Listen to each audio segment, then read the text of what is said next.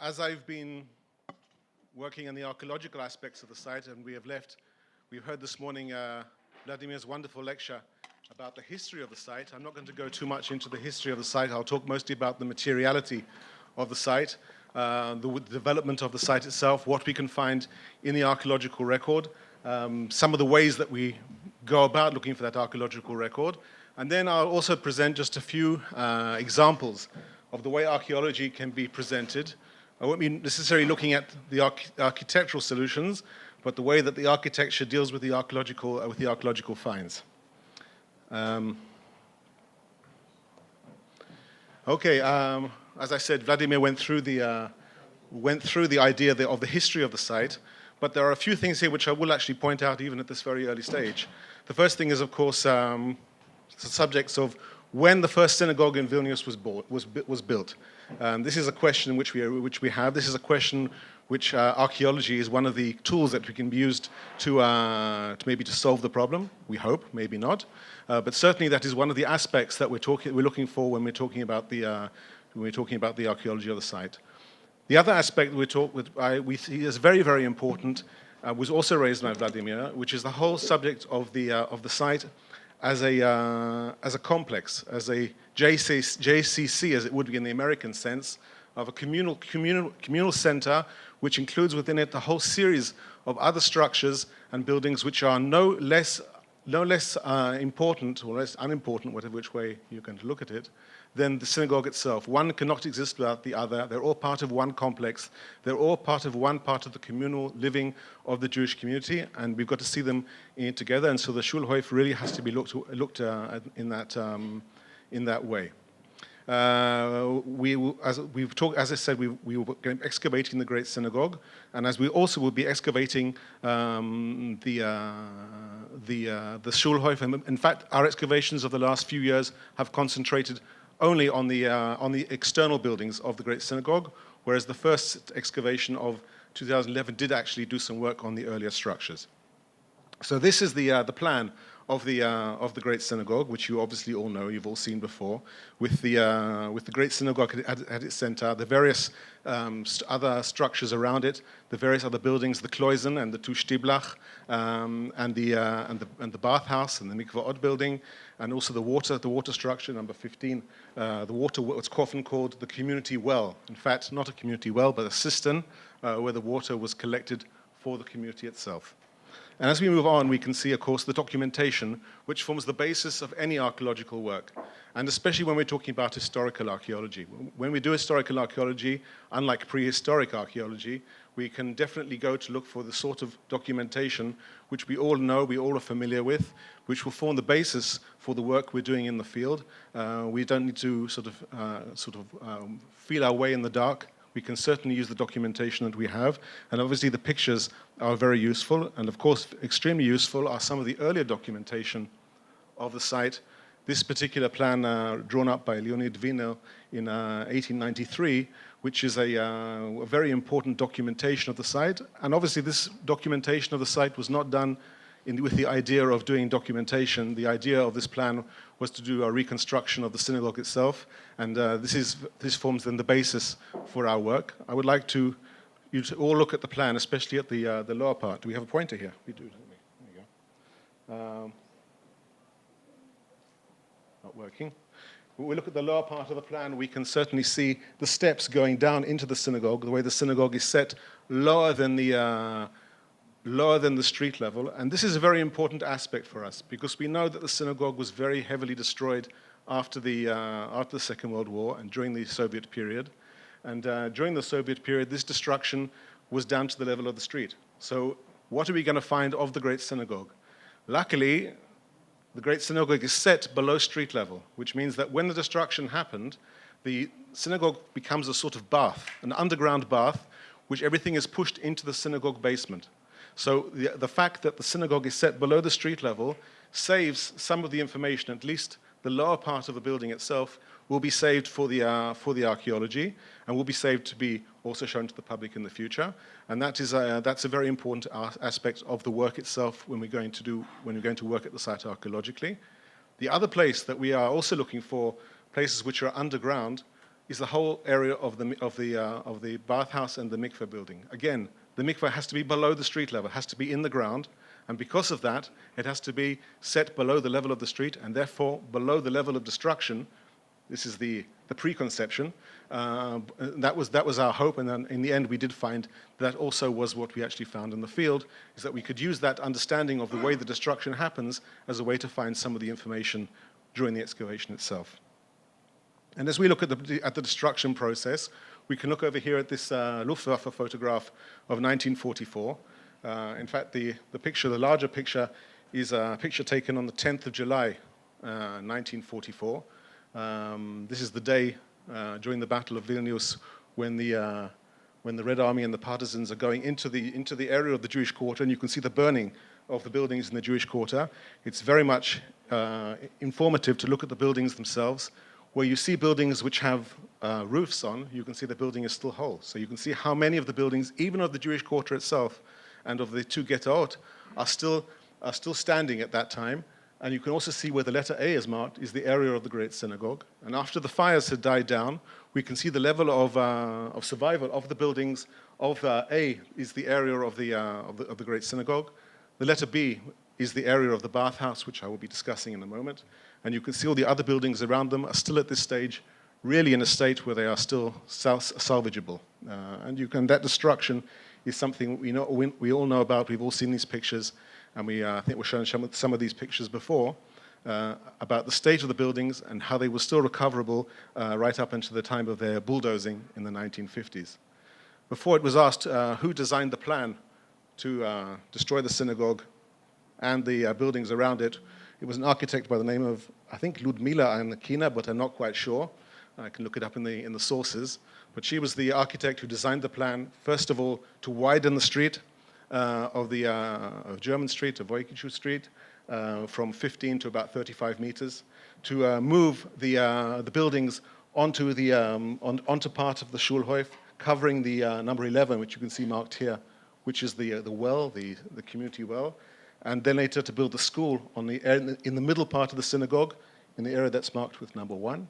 And this is the top layer, the layout of the school on the synagogue site itself, and you can see the juxtaposition, the way that the thing is layered one on top of the other to make an understanding of the destruction and where things are layered and where they are placed today in the site itself.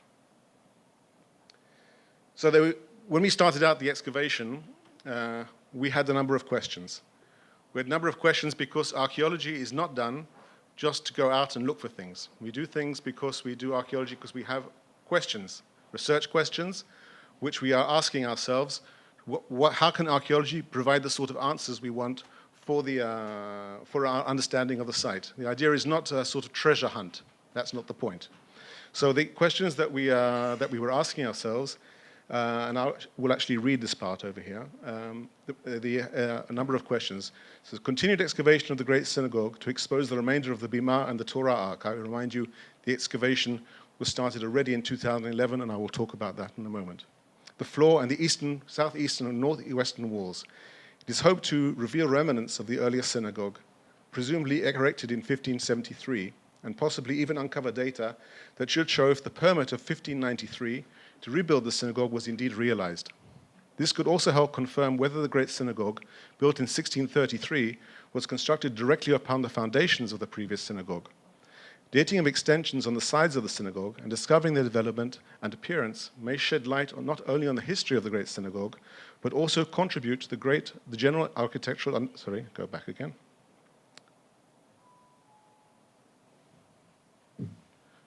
I shouldn't touch anything, that's the thing. This one? Oh, there we go. Dating of the extensions on the sides of the synagogue and discovering their development and appearance may shed light not only on the history of the Great Synagogue, but also contribute to the general architectural history of the synagogues in Eastern Europe. Exposure of the foundations of the northeastern facade of the synagogue, a part of the building never captured in photographs, the back part of the synagogue, can provide primary information on the synagogue. Indeed, almost all the pictures you see of the Great Synagogue are taken from the front. You almost see no picture, and a little bit from the side. From the side is along the pathway to the entrance of the Great Synagogue into the Shulhoyf. We have almost zero pictures from the other side of the synagogue. In fact, if anybody has them, I will be happy to see them. Okay, the second question we have in deals with the old clois. The tradition states that the old clois, attached to the western corner of the Great Synagogue, was erected in 1440. I must admit it's a date I do not believe at all. The excavation would help to establish the date of this building, as well as a history of the famous arched passage that goes below the old clois. And we have another few questions about the other cloisim, especially the Chevra Kadisha synagogue, the Shivua Kruim clois, and the Gaon's clois, which talk about the dating and the dating and the way those buildings were founded. Again, the excavations will give information about the dating, we hope, through archaeological methods, and of the shape of these particular structures. And the question that we decided to deal with first of all was the question of the water and the mikveh. You can have a community without a synagogue. You can't have a community without a mikveh. A mikveh is an essential part of Jewish ritual life, and it in fact comes before building a synagogue. You can pray anywhere. You can pray in a house. So the very first thing a Jewish community has to deal with is the subject of ritual bathing, and this is a primary issue of the research of the synagogue and of the Shulhoyf. And for this reason, we decided, together with the potential that an underground feature may have, this would be the site we would go and try to investigate first of all. So unwritten sources inform us that a pipeline was established in 1759 to bring water from the Vingriu springs that belonged to the Dominican friars to the synagogue complex. It supplied water to a communal well, the cistern I talked about before, and apparently to the bathhouse that included a mikveh and a public lavatory. Excavations could reveal the water supply system and the interconnection between the three communal water facilities, and even the mikveh itself. So these are the basic questions we have. And when we're talking about mikvot, we're talking about a subject which has received quite a lot of attention in the archaeology, especially of Israel. Mikvot are a very, very common feature of sites inside Israel, especially from sites which date to the Second Temple period and to the early Byzantine period. So these are some of the mikvot we have in Israel. Obviously, these are a little bit earlier, like 2,000 years earlier than the sites we have over here.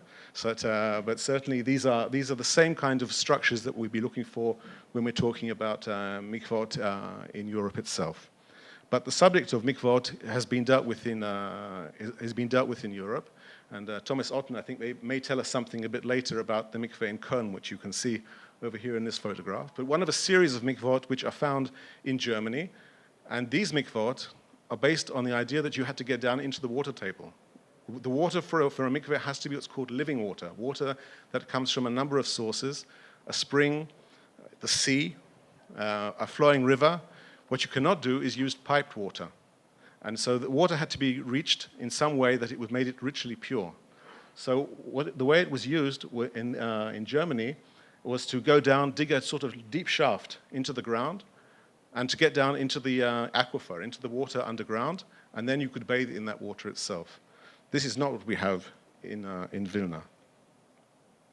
And we have other places as well where you can see them. I mean, for example, this is Besalú is in Catalonia, near Barcelona. Over there we have a mikveh which is set down by the river. And this is a very, very common feature of many of the mikvot. The words, to build the building right next on the side of the river, the river water then flows through the base of the mikveh, and that then becomes a kosher mikveh. And this is the system that's used in Besalú itself. And Syracuse is a different system that's also groundwater. Going to see mikvot around Europe is good because you go to Barcelona and you go to Sicily. It's good places to visit, so it's nice. So, yeah. In Eastern Europe, the amount of work that's been done on mikvot is almost close to zero. There's been very little work that has been done on the mikvot inside in Eastern Europe in the Pale of Settlement. We have a number of pictures of mikvot around Eastern Europe and around the area of Lithuania. These are a few pictures from Lithuania, one from the Ukraine. And these ones, again, use the idea of having the mikveh down close by the river. Over here you can see from Zaslav, you can see the mikveh, the building, the wooden building down by the river, and the synagogue up on the hill above that. So this is the system that's been used there. And we have also from Lithuania, this is from Shveshna, where we have a synagogue and also, again, a mikveh down close by the river. This is a reconstruction of this particular mikveh in 1927. And you can see this is the reconstruction plan which we found in the archives over here. And another one from Latvia, from Aisput, again, the synagogue up on the hill and the building itself of the mikveh itself down by the river where the water could flow through. So this is what we know of the mikvot in the area. What do we know about the mikveh in Vilna? And luckily we have a book from 1934 written by Sir Klausner, The History of the Hebrew Community of Vilna. And luckily for me it was in Hebrew so I could read it. And it says, and it has a few interesting information about a whole chapter about the running of the mikveh, not about the building itself, but how the mikveh was run. So that gave me a lot of information which I could use as a base for my understanding. So the Jewish streets would have been able to receive water supply and sewage removal through written privilege to use them with minimal pavement. The municipality did not fulfill its commitments to the ghetto, and the Jews were forced to organize their own water supply and sewage removal. The nearby Vingrio Springs had been given by the duchy to the Dominican friars, and they charged the community 20 gold pieces for channeling the water through pipes to Shulhoyf. There is a way of using pipes, which I can explain, but it's a bit complex. In the contract of 1759, Jews were only allowed to channel water to the Shulhoyf itself. Water could be taken for public use there, but no additional pipes were allowed to be taken to the homes or the courtyards around. The operation of the water system was handed in the 18th century to the Bedek Bayit Society, who charged residents a fee for water and services. In the list of payments, there are the names of the Gaon and how much he paid, the German priest, who also had to pay through the Jewish community, the guilds, the shops, and the Kloisen. The community built a mikveh and a bathhouse and forbade anybody else to operate a bathhouse or mikveh, creating a monopoly anywhere else in the city. Furthermore, women were forbidden to bathe in the river, forcing them to come to the bathhouse and purify themselves in the mikveh in the Shulhoyf. And very important to the excavation, the bathhouse was often in poor condition, requiring repairs. The last repair had been made in the early 20th century with a donation of $20,000 from the joint. Maybe they would be prepared to provide some more money for the reconstruction. By 1939, the bath was closed, and the community was making plans to reopen. And then we have a very interesting description from a Yiddish that's okay, I have to have here. We have a very interesting description from a Yiddish guidebook to Vilna, published in 1939. It says, published by Zalman Sheikh. And he says, the steps were very slippery, and frequently people slipped and were injured. The cool bathhouse where people bathed had a pump at its center, and 2 Gentiles stood above it and pumped up and down water. The walls were as black as coal. The cubicles of the changing room were infested with cockroaches. From the corners of the bathhouse could be the croaks of frogs. From their hiding place could be the chirrups of grasshoppers.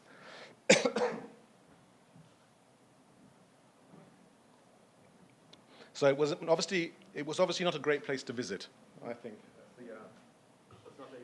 It's not a very clean bathhouse. Okay, getting back to the archaeology, the first thing we looked for was for the Vingrio Spring. Where is the start of the mikveh? And the Vingrio Spring is in Vingrio Street. Anybody who knows where that is, next to the Tolerance Center. It is on a car plot, which is now hidden by a number of interesting graffiti and some cars, and that is the Vingrio Spring. I understand the municipality has also plans to develop this area as a park or something, so I think it should be taken into consideration that this particular park is an integral part of the Shulhoyf and the Great Synagogue, because this is the spring where the water was presented and water came to the synagogue itself. And of course, as I said before, they came in wooden pipes. I didn't know what a wooden pipe really looked like because I come from a different type of the world.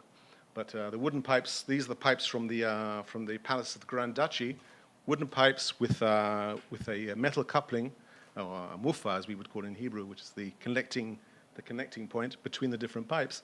And this is the kind of pipes that would have been channeling the water to the great synagogue. In 2011, the archaeologist Zanos Borbonis started to do an excavation at the site as one of the pre-stages of the planning for the memorial at the Great Synagogue. And he excavated 3 areas. He exposed part of the original floor, the top of one of the 4 pillars surrounding the bima, and part of the Torah Ark. 5 minutes. My goodness. Now we're in trouble. Okay, all dating back to the end of the 16th century. It was confirmed that the synagogue floor was indeed 2 meters below the street level, and he also found many finds which are typical of the old town. And these are the three areas which he actually that he excavated. As you can see, the central area is the most interesting. There he found part of the edge of the ark and also part of the bima, which we can see in these photographs over here. You can see the base of the column of one of the bima, which you can see also in the photograph. And you can see some of the architectural features which also came up in the excavation and the back wall of the synagogue itself. So these were some of the finds from the very first excavation which took place. When we decided to do the excavation in 2015, the first thing we did was a geophysical survey. I won't go into the technique of it, but basically it's sending radar into the ground and getting the information back to make an understanding of what is underground. And we found walls of the Great Synagogue, and this was the basis for where we would do the work in the following years. We also did another kind of geophysical survey, which is called electrical resistivity tomography, which is also another way of finding underground features, and again, giving us the idea of where we're going to set the excavation in the field. And in 2016, we started the first, based on the geophysical information, we did a small excavation, and we found some walls. Excuse me. We found some walls and some of the building of the bathhouse. Unfortunately, one of the problems of geophysical surveys is that if a geophysical survey is like in a meal, it's the hors d'oeuvre, it's not the main course. You've always got to rely on the archaeology itself. You can never rely totally on the geophysics. So we found part of the building. We had a difficult time trying to identify where exactly we were inside the building. But during that season, we came across this plan in the archive of the cultural ministry. And this is a plan sent to the municipality of Vilnius in what year is it? Like it's written on the side over there. I think it's about 1874, which is a plan for the reconstruction of the bathhouse and of the mikvah. And we identified two buildings or two structures within, or two rooms that I thought would be the mikvah themselves. First of all, you can see the very large areas at the top of the plan, square areas with cubicles. This is the public toilet, number 1 and number 20. A lower floor and an upper floor, probably the men's and the women's toilet. And then we have a number of other structures which are a bit strange, difficult to understand, but we thought room number 9 and room number 16 would be the mikvot themselves, and that's what we then decided to excavate. Again, this is a picture of the building itself, one of the only pictures we have of the back of the building and of the front of the bathhouse, with the date of the reconstruction, I think it's 1894, written on the final reconstruction of the bathhouse. And we then put that on the plan of the Great Synagogue, and we then started the excavation itself. This is the first mikveh we hit, and we hit them right on the surface. If you look at the top of the wall, you can see the top of the wall is right on the level of the playground. In other words, you were walking directly on the mikveh itself. All the children were playing directly on the mikveh itself. We identified it within I think it was the first day of the excavation. You can see one of the mikvot. You can see the floor over here with quite modern tiling, because this was the last reconstruction of the mikveh of the 19th century. What they did is they took the earlier mikveh, and they built a mikveh inside the earlier mikveh, where you can see the steps. We know the depth of the water and the height of decoration. One mikveh, and the second mikveh over here, which we only excavated in a small part in the upper part of the picture. And both of these mikveh have what they call an otsal. In other words, they have a small pool next to it, which water is then flowed through to go and flow into the mikveh itself. Basically, this is the plan of the way it works. This is the way you take the water through a pipe, and you can then transfer it into a mikveh not directly next to the spring, or not by the sea, or not by the river, and then make this a kosher mikveh. And in fact, this is very much the system of the mikveh which exists today in the Coral Synagogue. It's the same kind of mikveh in the same way. Though I understand there are problems with some of the issues about reopening it. The kind of finds that we found at the site were these. These are typical finds of the old city of Vilnius. And the most common feature were these tiles. These tiles are tiles from the stoves that heated the rooms. They appear in every part of the site.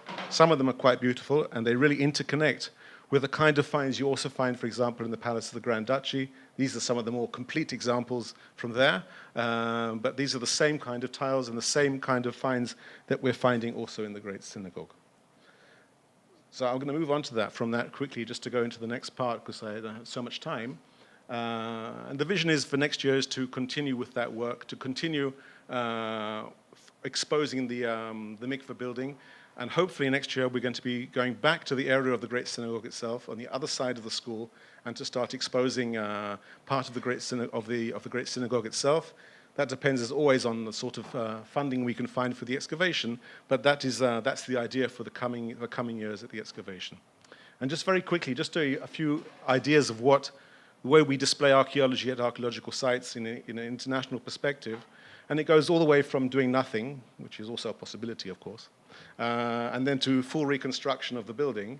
And of course, you could do nothing. You could just leave it as it is today. That's a possibility. I don't think it's a particularly good possibility, but that's certainly one of the possibilities that exists for display. And you see many people come past this sign, and they're very happy. But I don't think that's the way we should be looking forward to going forward. And one of the things that we do see often at archaeological sites is the use of line reconstruction. This is the example all of you know. This is the cathedral, and you can see the red markings on the pavement, which mark the lines of the buildings which once existed over there. I would suggest that many hundreds and thousands of people that go walking over these lines don't particularly know what they're walking across. But that's the way that you can show archaeology. It's one of the ways that archaeology is shown internationally, not only in Vilnius. This is an example of a project which I was involved with in Jerusalem, the line of the moat of the citadel of Jerusalem, which is this wiggly line in the middle of the Jaffa Gate. Many of you have visited the Jaffa Gate, and I don't know how many of you understood that this particular line was the line of the moat. And then you can do just very limited intervention, display it exactly as it is.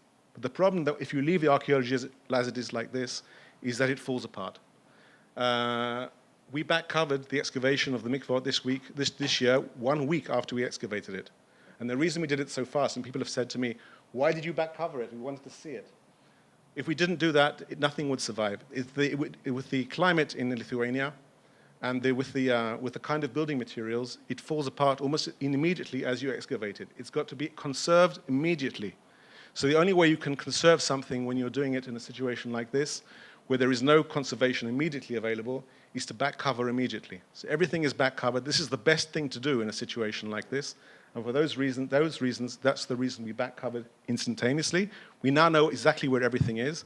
The recovering is easy, and you can get back then to expose and to display it in the future.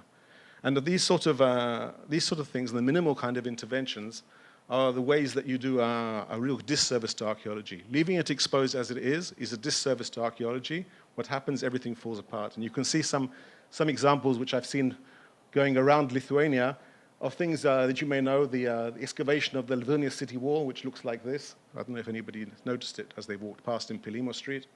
The excavation at Bilzai with these very strange structures with over the walls with tiling. I'm not quite sure what that's meant to mean.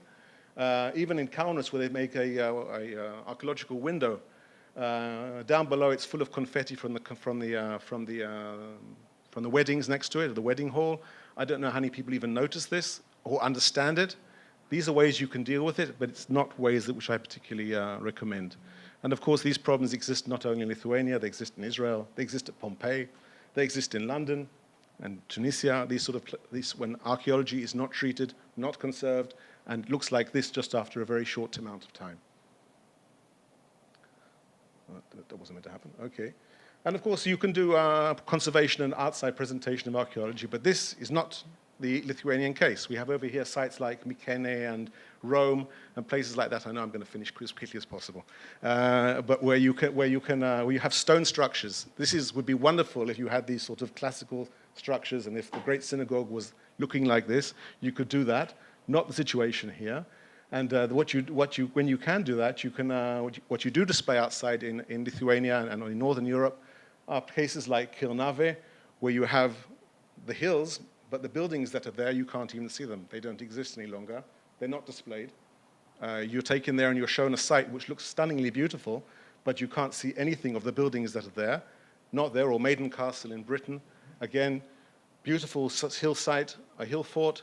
You can see the main pathways, but the buildings that were there are completely non-existent, and you see a very false impression of what the site looked like.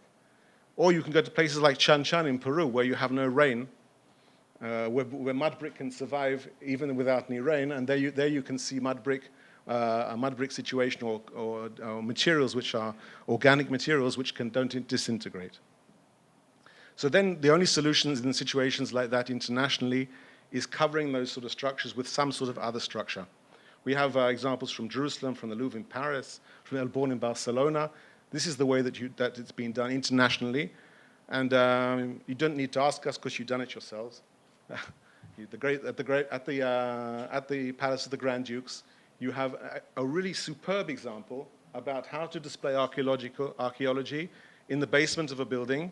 This is not to do whether or not the building above the reconstruction is something which is desirable or done properly or done with enough information. This is about the display of the archaeology in the basement. And the archaeology in the basement there is presented in a world-class manner. And so the idea of how to do that, the knowledge of how to do that exists here, and you know how to do it. So these are the ways that you display archaeology, and that the way I can conceive of displaying archaeology in a situation like that. Above that, there are all sorts of possibilities, from doing an unrelated design like in Dresden, to drawing a picture on the wall like at Bratislava, which I think is a bit minimal, or to a memorial garden like you have it at Riga. These are solutions that have been taken. And of course, there is also the examples of complete rebuilding of synagogues, which has been done in a number of cases.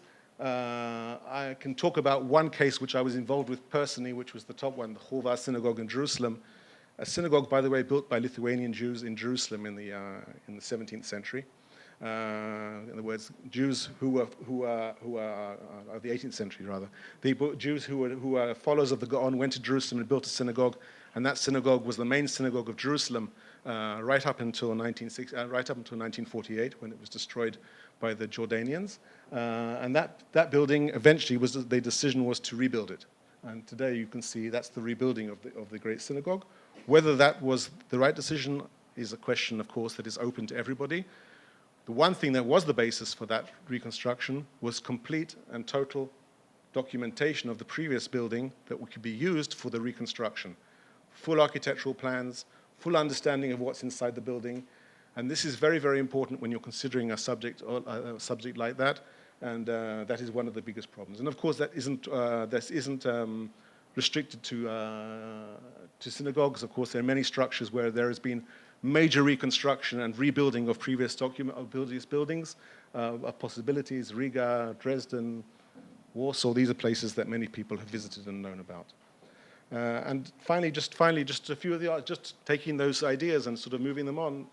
The sort of reconstructions that can be done, line reconstruction, which you can see over here, line reconstruction with entry into underground remains of the Great Synagogue, other possibilities. In this case, we just drew it with the school, but the school can. Right through the memorial proposal, which Tzila Zak has proposed, and then continuing right through to complete reconstruction. All of these are possibilities. All of these exist on the line of the way to present archaeology, the way that the site can be looked at. And I think these are the very basis for the kind of discussion that we're going to be having over here. Thank you very much.